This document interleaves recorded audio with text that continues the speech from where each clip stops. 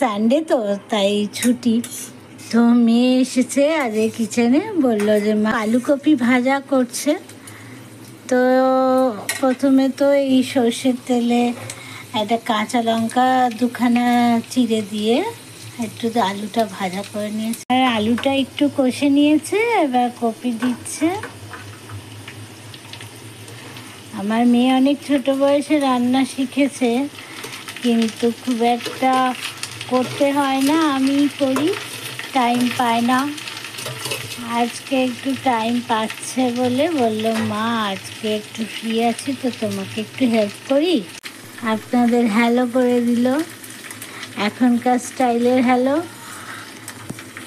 তো এর মধ্যে এবার মশলাগুলো দেবে, নুন হলুদ এগুলো দেবে, একটু সল্ট টেস্ট হিসাব অনুযায়ী, আমার নমক স্বাদ অনুসার। আমার মেয়ে একটুখানি নুনটা কমই দেয়, তো আমি বলি নুনটা তো অন্তত ঠিক করে দে, ওর নুন বেশি পছন্দ না। হলুদ,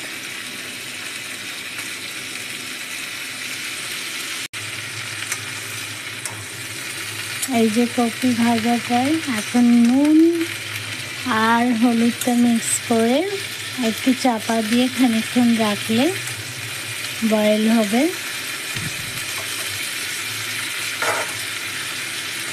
আমার মেয়ে না দারুণ রান্না করে, খুব কম রান্নাঘরে আসে।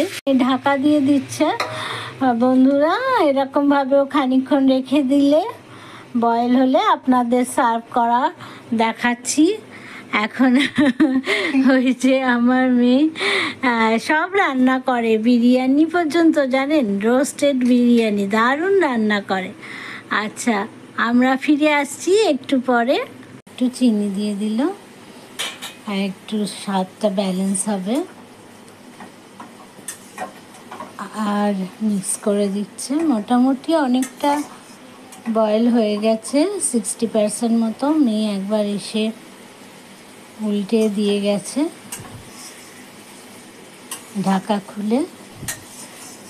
60% কুক হয়ে গেছে, প্রায় 70% হয়ে গেছে, আর একটু কুক হলেই আমরা এটা খেতে পারবো। মেয়ে সার্ভ করে আপনাদের দেখাচ্ছে। বন্ধুরা দেখুন, কপি ভাজার কালারটা কি সুন্দর এসছে। আমার আর ওর বাবার জন্মদিনের রান্না করে, জানেন। কোনো দিন সুযোগ হলে আপনাদের দেখাবো। এখন অফিসের জন্য বেশি রান্না বান্না আর করতে পারে না। এই যে রেডি মেয়ের রান্না। কেমন লাগছে?